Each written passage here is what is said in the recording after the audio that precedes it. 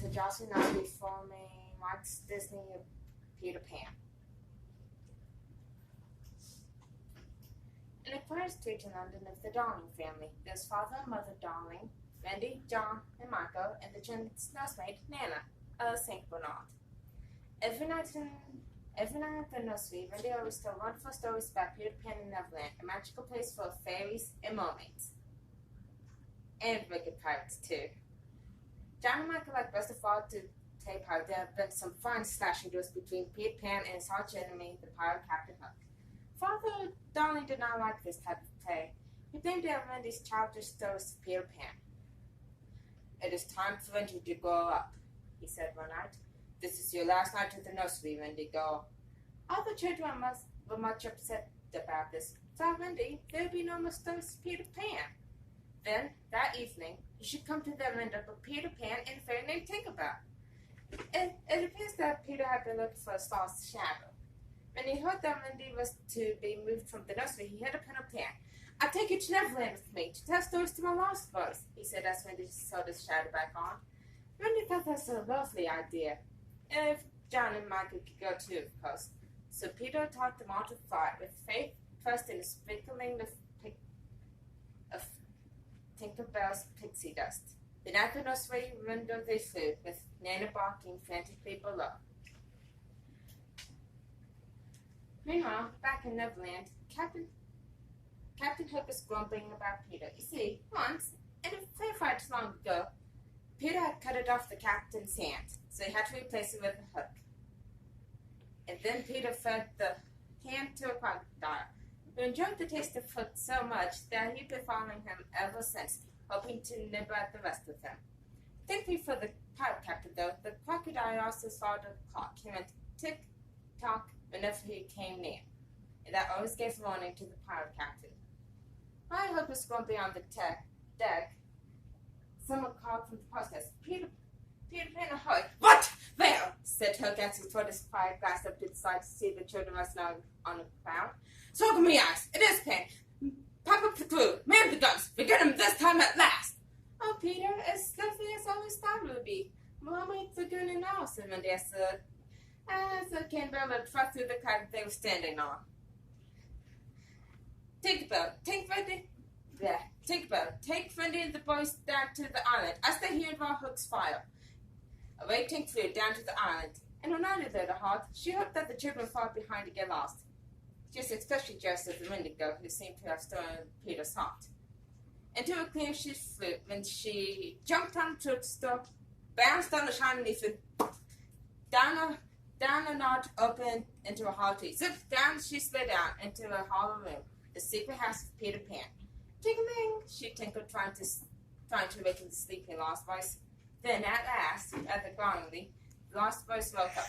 "What? Pan wants us to shoot down a terrible windy board? Lead us to it," they said.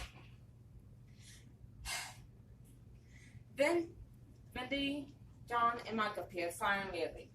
The lost boys began pelting them with stones and sticks, especially the windy board. Down Wendy tumbled, all her happy thoughts gone. Without them, no one could fly. Then Pan appeared. How angry he was with the lost boys for holding Wendy. I brought you to be mother to us all, to tell stories," he said. "Come on, Wendy, I'll take you to see the mermaids. Boys, you take John and Michael to go and hunt some Indians." While all of that was going on, Smee, the pirate cook, had captured Tinkerbell and presented her to Captain Hook. "Oh, Miss Bell," said Hook.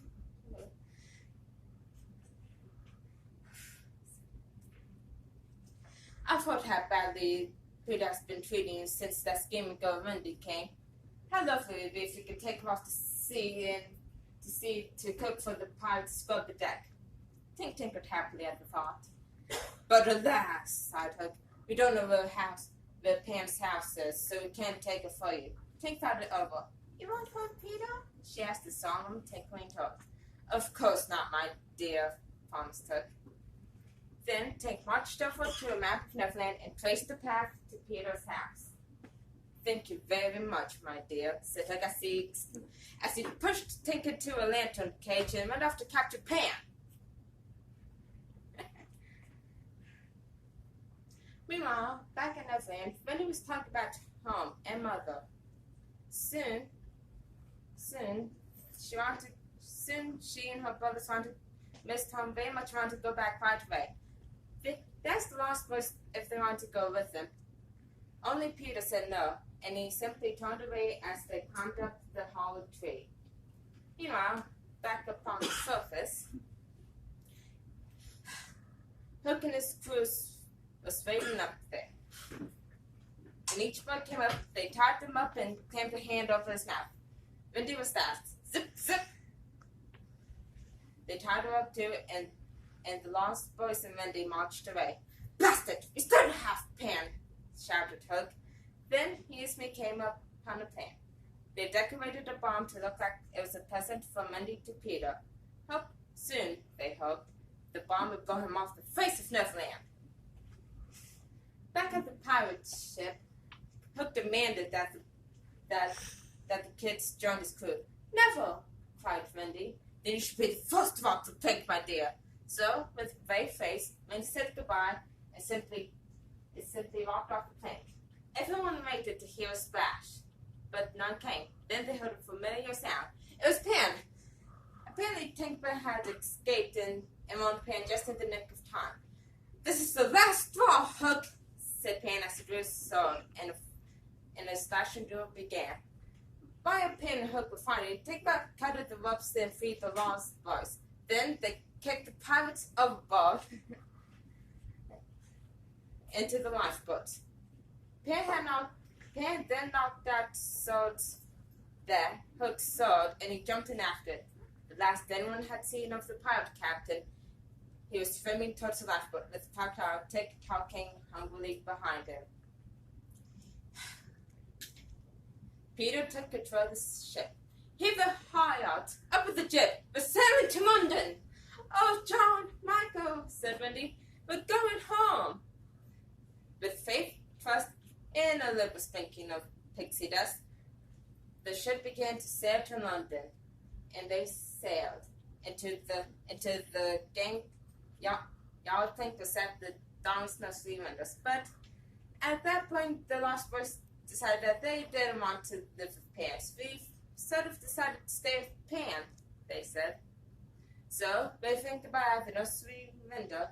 Peter